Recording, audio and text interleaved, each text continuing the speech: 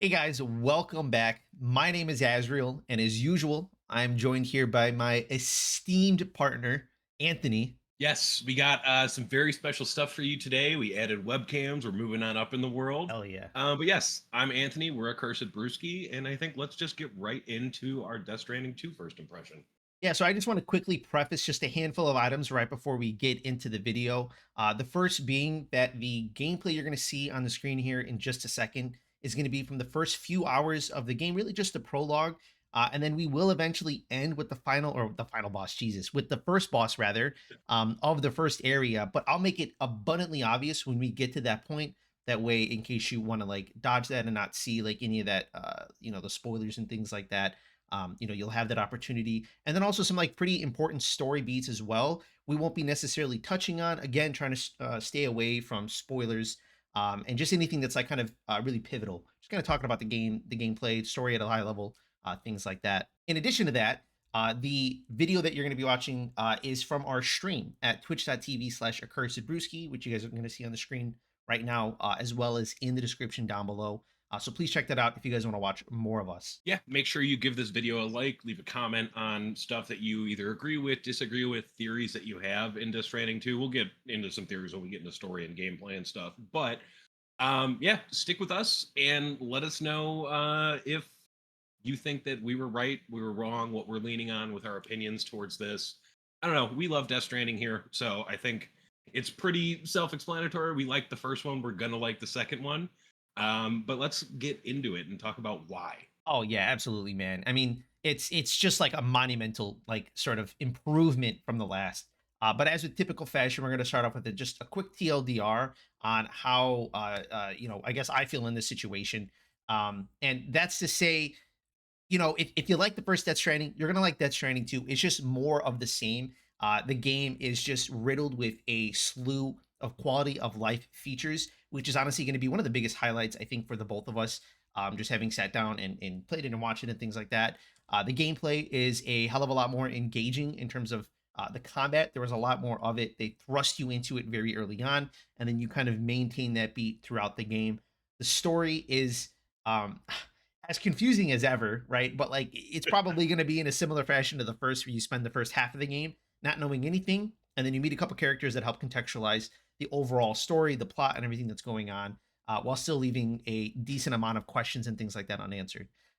But again, without further ado, I think it's time that we jump into this. And oh, real quick too, I think the game's great. I think you should pick it up. I think it's a really easy purchase. As Anthony said, we're big Death Stranding fans. But yeah, I mean, let's get right into it, man. Yeah, I think first thing we just jump right into story.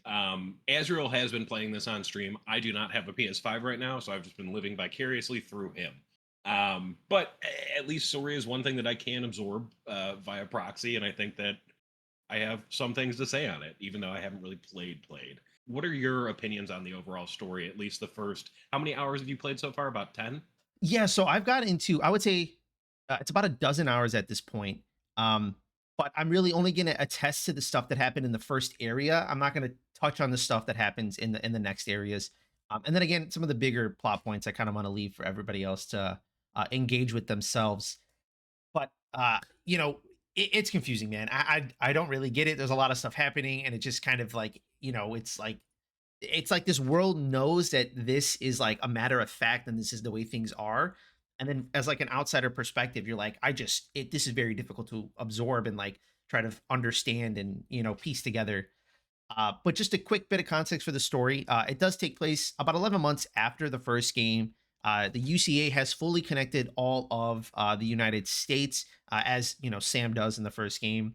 Bridges kind of dissolves as deliveries are done now via this company called APAS, which is basically this automated bot network that delivers everything via just machine. Despite Bridges being dissolved, Fragile is not without a company, without a purpose. She comes back into the story with her new company, Drawbridge, reaching out to Sam to connect more parts of the world, with the next being Mexico, which is kind of where he ran off to at the end of the first Death Stranding. And then from there, the story sort of just kicks off. You know, there are a handful of things that I'm brushing over again to kind of avoid spoilers to help contextualize everything that's happening and why you go from A to B and some of the things that happen and so on and so forth. But I think the biggest thing to say in regards to the story is that early on, again, It's going to follow the exact same flow as the first. But with the first, it introduced a boatload of characters that were super interesting, a lot of which I loved, some of which you're seeing in the second game.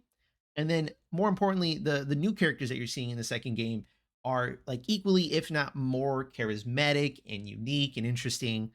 Starting off with, I think, my favorite so far, which is Doll Man, which is just a doll and a man. Classic Kojima naming schemes, baby. Yeah, dude, it's I don't even know what to say at this point. Like it's such a joke, you know. And then you have Tarman afterwards, right? It sounds like a Pokemon. Tarman, Tarman. Yeah, I mean it works. It sounds like it's a like it's gonna evolve into fucking bullshit man or something. I don't know. Yeah. But yeah, Doll Man is a guy whose soul left his body for I'm assuming he died and his soul left and didn't make its way over to the beach and instead got absorbed into a doll. They don't really explain it. They're just kind of like, hey, this happened and this is what it is. And Sam's just like, okay, and then kind of goes along with it. It's very much Kojima bullshit of just like, hey, this is happening now. Go along with it, Yeah, and you're just like, absolutely. all right, okay, Kojima. What makes this man particularly fun is that he almost reprises the same role.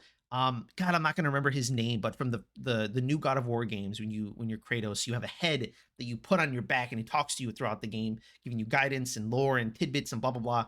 And he basically has that exact same role, but for Sam this time around. Also love his like stop motion framing. Like Oh, the frames on exactly, that yeah. character are way different than the world around him. So he stands out in such like a stop motion create. I don't know. It's just so nice to look at. Yeah, it is very appealing. Plus, you get to dress the man, or to an extent, you get to change Yes. the color of his suit, and you can make him And he look is pretty dapper. sharply dressed, let's be honest. Dude, he's such a baller. But yeah, you get to dress him up in these really dapper uniforms. He's just super fun. He's really comical in his own way.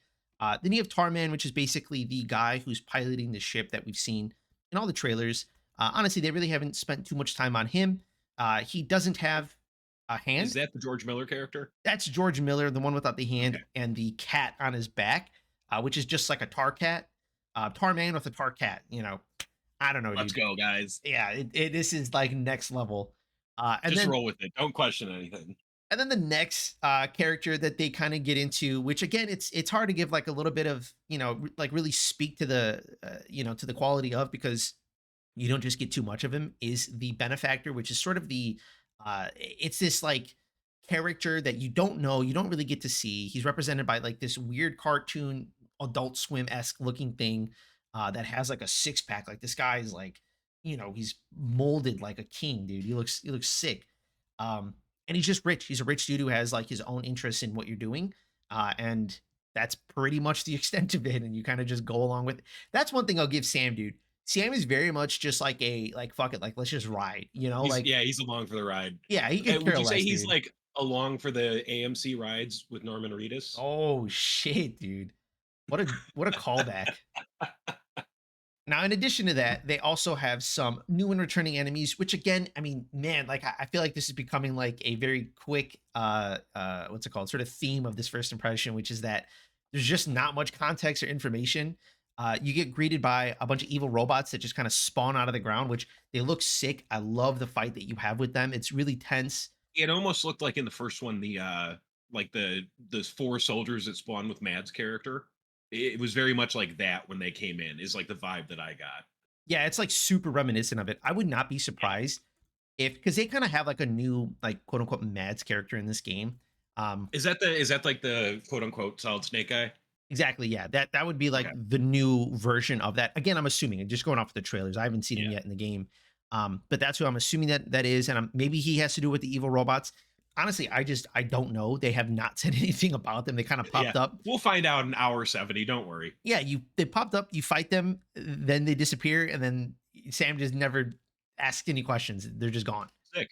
Yeah. I love in your how you put this. Priests?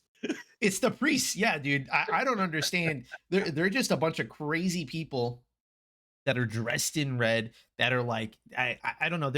I really hope that there is some kind of like wider religion that they sort of like follow that they've created and have adopted and now abide by. Like a cult trying to bring on the extinction or something like that. Yeah, they're setting the like little breadcrumbs out for us to kind of figure it out. But it's very Kojima. It's out there. It's weird, but think we could see where it's going, so we know nothing. Yeah, exactly. But they're super cool. I mean, like as you progress into the second area, you get kind of more of a glimpse of them, and it's just super haunting, right? Like it's just like, what is this? What is going on? I don't know, man. He does a really good job of exposing some like really interesting ideas and themes and so on, without really diving into them, and it just leaves you wanting more. I mean, that's kind of like the big driving factor of the game is just wanting to dive into the story that he's created because like, sure, it's bad shit. There's gonna be some plot holes. Like, doesn't make 100% sense, not really, but like, it's just fun and it's engaging. And I think that this game does just like a phenomenal job of establishing that aspect of it. That this is going to be a really fun ride, and he's really eager to take you along with and dive into the story that he's created. And that's kind of something I'm really pumped for. Something I really loved about the first. Something I know I'm going to love about the second. I already love it, right? Even if it doesn't necessarily pay out. That's the thing. It's Kojima. I mean, if it, I've been getting vibes already of like I know there's gonna be that Metal Gear Solid 5 moment with like the what's it called, the Lali Lelu or whatever, the like all that weird supernatural you know weird religious vibes and old world religion mixing with new world religion. Like I know he's gonna do some crazy shit, and I can't wait to see what it is. But he's definitely leaving breadcrumbs already of like this is bigger than just the first game. Like there's more going on than just end of the world situation. Yeah, absolutely. And I'm super eager to see if there will be a third. I mean I'm sure this is going to sell well, and if it does, I'm sure he's going to make a third.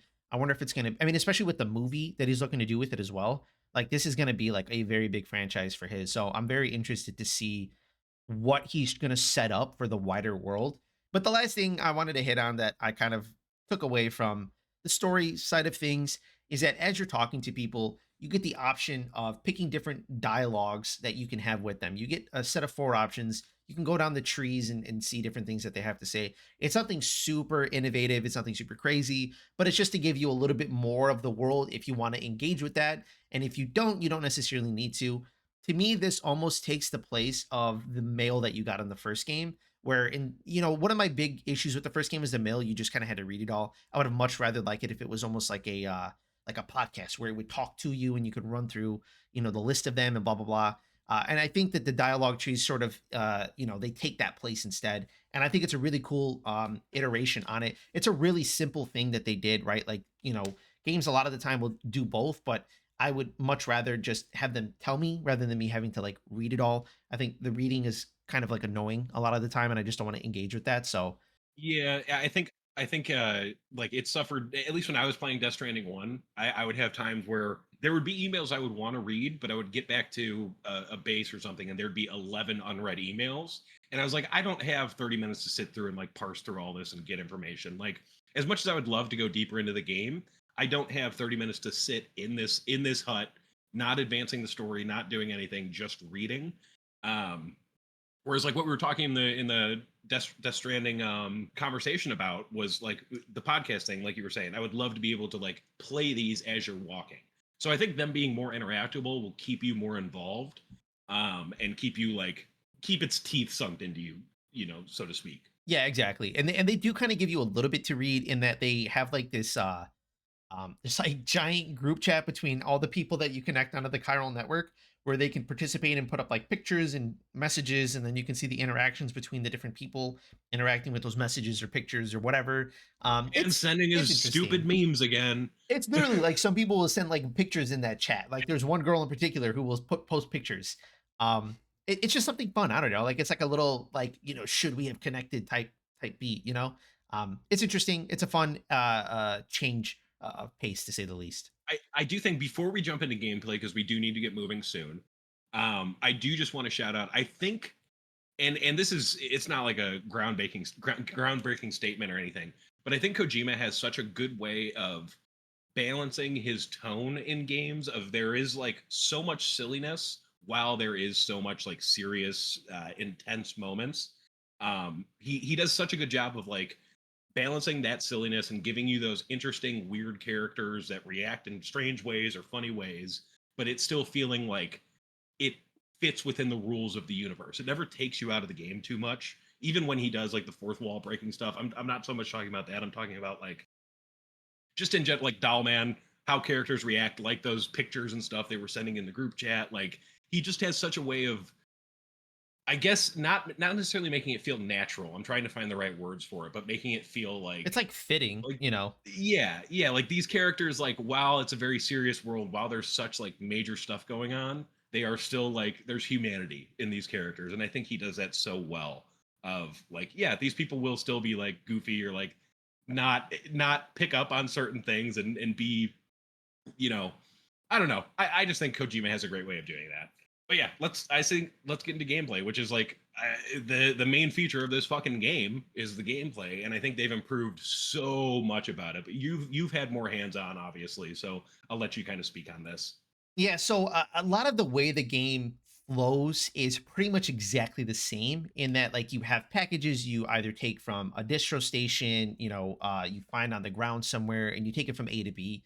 Sometimes they say, "Hey, go take out this group of people at this camp, or go grab this product that the camp, that these bad guys took and stolen or sitting on."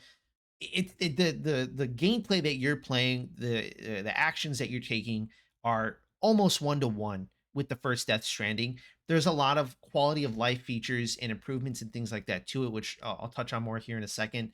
But it's more or less the same game that you're playing. If you didn't necessarily like that so much, you're probably not going to like this game anymore. Now, if from your perspective, because not necessarily you, Anthony, but just like people in general, something that I've seen a lot of people say is that the combat a lot of the time was really lacking in the first game. There really wasn't much of it, which truly there wasn't. I mean, you can make more combat for yourself by shooting BTs, but like that's not typically how you would want to go through those interactions. You could shoot people too, but again, the game didn't necessarily incentivize you to do that because if you killed anybody, you'd have to throw them, or you'd have to burn them, otherwise they're gonna void out. But this game does a really good job of taking a to me, it's almost like they sat back, they went back to the drawing board on the combat and thought about like what would make this more like how can we make this more interacting? How can we make this more fun and Yeah, engaging? And I think that they looked back, and this is something that you've mentioned that honestly we both have been going back and forth on memeing about this whole time since we started playing, which is that it looks like Kojima sat down and looked back to the kind of gameplay that he was good at making, or that he is good at making, the kind of gameplay that really sold his products, was looking back at some of the older Metal Gear Solid games, which MGS5 feels like this feels like like you said, an MGS6 light. Like this feels like a direct iteration of that, toned down a little bit, but it feels like it flows in a very similar way. You don't get the prone, which is about like the one of the few things that is a huge difference between the two.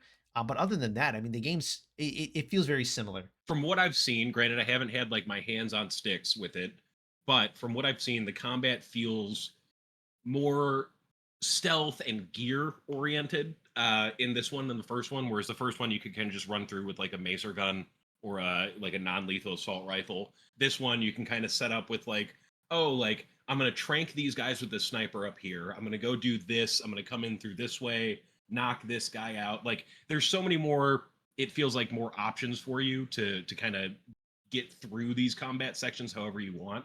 They've added a few new weapons, like I said, the sniper. You have the electric spear that the mules had in the first one, which I thought was sick to add because I was wondering why we couldn't use those in the first one. Um, but yeah, I think overall he's added enough to keep it fresh and keep it. It does feel like the second step in what the combat in Death Stranding should be. The first one did kind of, I don't know, to me, Death Stranding 1 felt like a tech demo in a way, a very full feature complete tech demo, but a tech demo nonetheless. This feels like more of a game. Yeah, I definitely agree with that. It feels like a more complete product. As you were saying with like the sniper rifle edition, some of the melee weapons, and they even evolved some of the melee weapons as well. In that the spear that you get now, like I unlocked one that has two sides to it, so you can hit with the bottom and the top of it, and then you also get like some pistols and things like that as well, some shotguns, the shotguns were in the first game, but some of the pistols that you get shoot bullets, they'll shoot grenades. The game gives you a lot of variety and a lot of ways for you to engage with the combat the way that you want and kind of play Sam in the way that makes a lot of sense to you. For me, I have a lot of enjoyment kind of sitting back with the sniper, taking people out. And then kind of once I draw more aggro, and I didn't necessarily do this too much on stream, but just kind of playing in my own time. But once I drew more aggro, I would run in with like a shotgun and just like, blast them, right? It giving you that option and being able to engage with the combat how you want.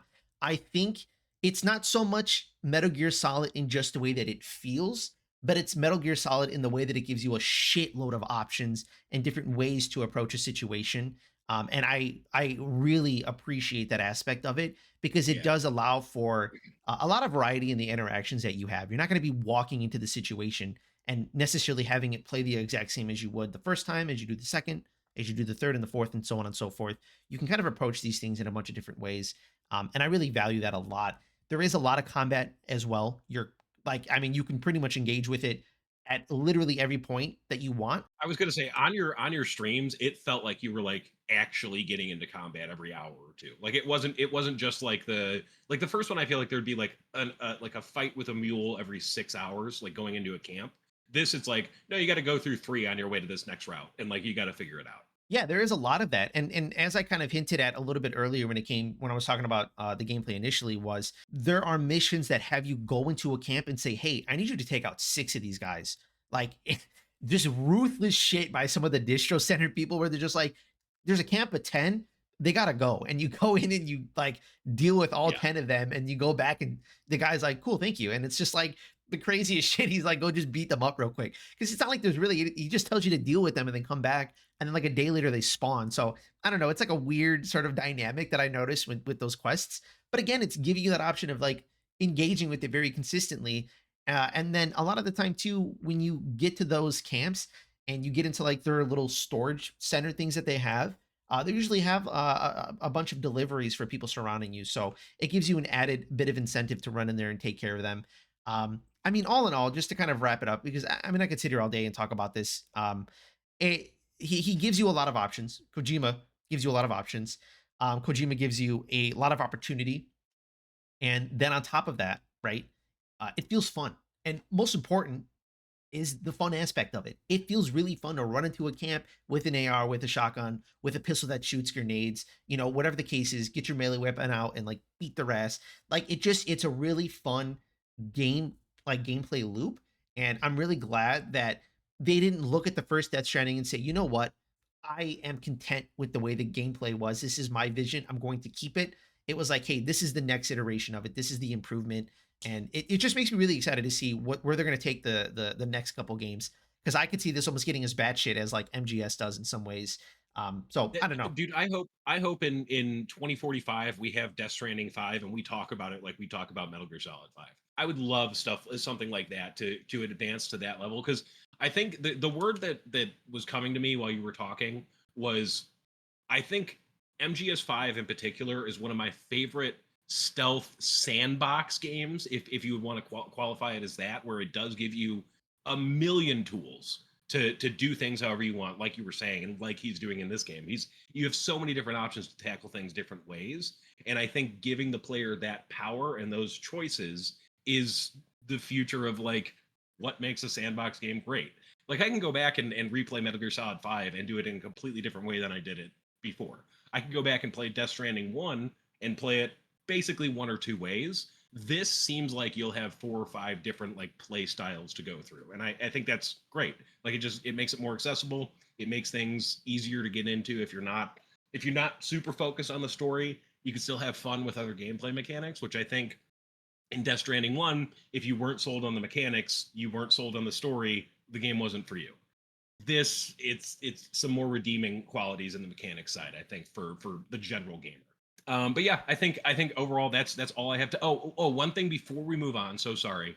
Um, you're playing on like normal difficulty. No, I'm playing on brutal, the highest. You're playing on brutal. Okay, so how do you feel on that difficulty for like accessibility for your play style? Like, do you feel challenged? Do you feel like it could be there needs to be some balance changes? How do you feel about brutal?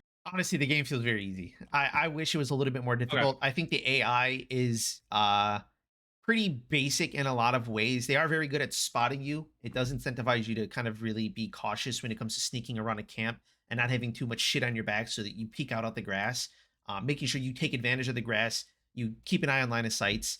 That is about like the extent of the complexity of the AIs being able to see you, but in terms of shooting at you and then being really even lethal, honestly, they really aren't. I will say the first boss fight did feel pretty challenging in a lot of ways. That was really the only challenge I've had so far. I saw you fight a couple BTs, and the BTs are Yeah, no fucking joke in this game. yeah, that's what I was gonna get into next. Yeah, the Watcher BT, which is a new type of BT. When he sees you and he has his, I think it's like a Predator BT. There's like a there's another new one too that they work alongside one another. He comes out of the ground. I don't know how to deal with that. I only fought him once and he beat my ass. I was trying to shoot him and deal with him and blah blah blah. But like He like I one couldn't shot do you, it. I think. Yeah, I mean he grabbed me instantly and then I was Yeah. dead. Like I'll try to have it on right now, but he took care of me pretty damn quick. But other than that, the actual mules and things like that, the brigands is what they're called in this game. Switch to Mexico, start calling them thugs. I can't believe it. Yeah, it's crazy what Kojima's doing nowadays. Before they were just like people doing their jobs, trying to make some money. Now they're brigands. Ooh. No, that's the Australians. I don't know. I think they're still called mules in Mexico. Oh, Yeah, yeah, yeah. But I don't need them to be very difficult, but they are very easy, right? Like I'm here for the story, to be honest. yeah. Um, and then just for like the really chill gameplay of like throwing on some music and just driving around. Well, But yeah, it could be better. I think that's fitting. I think like Sam's been around. He knows how to deal with humans and stuff. BTs should be the challenge. The Yeah. human should be just an obstacle. And this game does a good job at that. But yeah, I think we can wrap up on gameplay. We've talked about it quite a bit. Do you want to get into quality of life stuff, the differences in UI, all that kind of stuff from 1 to 2? Yes. So I'm gonna just run through a handful of these. This is something where you kind of just have to experience it to really appreciate it. Because it just there's so all the quality of life stuff is really just UI orientated. Not to say that the gameplay itself isn't. It does feel like Sam, honestly, at a baseline, is better at running around and maneuvering and not falling over and things like that. That is something I definitely picked up on, especially playing on a higher difficulty. He feels like he is like a veteran of delivering. But when it comes to the quality of life features in regards to the UI, there are a slew of them, and I'm just gonna just briefly run through each. So you have the pause menu, the cargo management, the D-pad, and the map. All of these different areas feel like there's far less buttons to use. There's far less clutter. It's way quicker, snappier. It makes a lot more sense the way things are sort of arranged, especially for the cargo management. There's not a bunch of different submenus and difficulties and having to hold X to say yes, I want to go with this fucking arrangement of things that I just cooked up. I mean, it's very different. It's very different from the first one because I felt like in of my 45 hours in Death Stranding 1, I probably spent 12 hours in menus. And that's not to say like that's a bad thing. That's kind of how the game was meant to be played at the time. It's a simulator. You're making deliveries. You got to make sure your weight's all balanced. Like I understand that was the gameplay loop in the first one, and they fixed a lot of that by just making the menus quicker. The animations are smoother, like you were saying. It's easier to get around. You don't have to confirm things 3 times. You could just like do it. And I think that just like streamlines the process, and you still get those aspects that made it, a management style game, but just done in a more digestible, easy way. Because you know what you want to do. You know you want to auto balance. You don't have to confirm every single time. You don't have to it just makes sense. Yeah, exactly. I definitely think that that's something that I was really hoping for, and I'm glad to see that. It's not just that the combat was improved, but a lot of like the little annoyances were taken care of as well. I will say too that the D-pad is super nice in that like you don't have to hold the button down; you kind of just hit whichever direction you want to go, and then you just have like a slew of different items that you can kind of go through. There is a little bit of a learning curve when it comes to the D-pad because there just is a lot in that. But it is kind of nice because your menus are, like you said, they're a very important aspect of the game. You do spend a decent bit of time in there managing your cargo as well as picking the different items that you want to use to engage in any given moment. And so the fact that they look nice and they operate quickly and so on and so forth, it's a beautiful thing to see. And then in addition to that, something that we both called out in a conversation about on Death Stranding that we did about a week ago was the lack of a music player when you were just like roaming around. And now in this game, there is a guy that you go to, you deliver for him a whole bunch, you get his stars up. He gives you music or album after album after album. You can make playlists with it. You can make multiple playlists. You can, put it on shuffle, repeat. It's basically like an MP3 player in Death Stranding, and you can have that on as you're driving around. There are certain points where the audio or where the music will turn off if there's like kind of like a cinematic coming up, you're hitting like a plot point, you're talking to, an NPC or something like that. It's literally exactly what we wanted. Like Yeah, the exact thing we requested, and they implemented it perfectly, in my opinion. yeah, it's honestly really nice to see. But yeah, I mean, quality of life, like I said, it's something that if you're on the edge of whether or not you want to pick the game up or you don't, and some of the menus bothered you, I can promise you they bothered me. I played through the game 3 times and it never got any better. I progressively disliked the menus more and more and more the more I played the game. And in this game, this is such an improvement and just makes the whole experience just that much easier.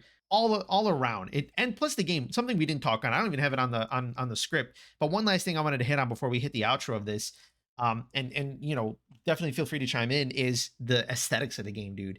The game is gorgeous, man. I do not, Yeah, I don't know what the hell they cooked up with the Decima engine, but that thing is a workhorse, bro. That thing dude. it kills it. The simulation on that, like how good the rock slides look, how good your imprints in the sand as you're walking through dunes and stuff look. It looks so damn good, and it's not just about looks either. Like it's running these physics simulations so much better than it did in the first game. Yeah, absolutely, man. I mean, it's night and day difference. Like it's not even close. The lighting in the game is absolutely gorgeous.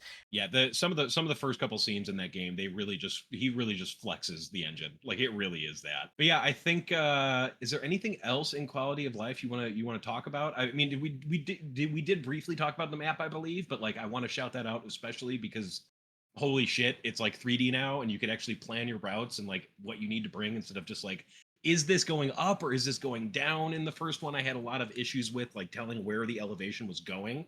Um and you just kind of have to work off of like the features the maps give you. This gives you like it seems like a almost fully 3D rendered plane to like kind of move your camera down and get like different angles to see where you need to exactly go up certain routes. That seems incredible to me. Yeah, no, definitely the map is like, honestly, I forgot about the map. It is like night and day difference. It's kind of like, you know what it's similar to when Starfield first came out and it just kind of had like some bullshit like, JPEG that you couldn't Yes, really interact with. yes. It's not that DS1's map was garbage. It wasn't great, but it wasn't as bad as Starfield's, but it feels like it's that leap. Like it goes from nothing into like the best version that you could have of it. Like Starfield's map now is fucking phenomenal. It's actually really good. It's basically like a low res 3D render of the entire map, of the square that you're in when you're playing. Game's not great, but the map is fucking sick, and I wish they would do it in more games. Accursed Brew, try not to mention Expedition 33 or Starfield challenge. we Impossible. we said both in this too. Yeah. Yeah, it's dude, we have our favorite game and the least favorite game, Yeah, yeah, Yeah, it's literally. yeah, it's very easy to shit on that and compare it to everything else. But yeah, I mean that was pretty much it for me, man. I think this is a Yeah. game that I love. I'm only, like I said, I'm like a dozen hours in, really only a few hours into the story, but so much of it I've spent 5 starring everybody. But it's such a phenomenal game. I love where the story's going. I love the gameplay improvements. I love the quality of life features. It just feels like it. I almost want to say like this is like his final piece. This is the Like his magnum opus. Like this is the game that he's always wanted to make. Yes, I agree. I bet you it is too. It feels like it Yeah, probably is, but it's yeah, he's not done yet, bro. Like job's not done. Like that's the thing I I love so know. much about it is that like we have this beautiful piece of content, but this is still just the start of the Death Stranding world. Like we still have a movie. I'm confident we're gonna have another game at the end of this. Yeah, I don't Yeah. know. Big fan. I think y'all should pick it up if you're on the fence. He doesn't seem like the guy to leave a trilogy unfinished. If he could get a third in there, he's going to. Oh yeah, he's going to for sure. In my opinion, as much as I think Metal Gear Solid 5 is like the best games ever, I think Metal Gear Solid 3 is like the best Metal Gear game. Um, just in general, like story, gameplay, all that stuff combined. So I think three is his magic number. I think if two is this good, I can't wait. And he's not afraid to fuck around and get rid of a main character if going by Metal Gear Solid 2 is anything to say. So who knows what's going to happen? I don't think the story ends with Sam. I think this is a greater world than just the Sam story.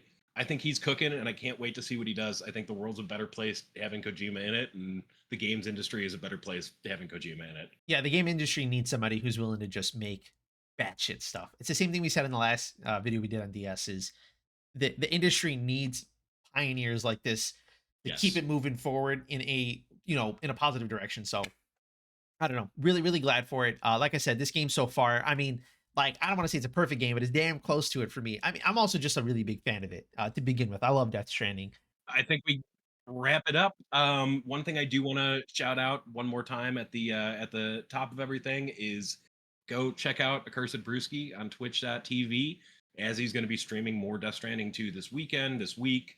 I'm going to be streaming some stuff, not Death Stranding because I don't have a PS5, but we'll have some fun this week. But yeah, go give us a follow there, like, subscribe here, comment down below stuff that you like. I would like to keep the comments spoiler free if you can. I don't want to ruin it for anybody because we kept this video spoiler free. So try not to mention anything outside of the first area, but you can still talk about the game down below. I don't know. We're loving it. I'd love to talk to more people about it. So please give us attention. That's Just crazy. interact with us, please. We need it. That's wild. But thank you guys. I hope you guys enjoyed the video, and we will catch you guys next time. Peace. Peace.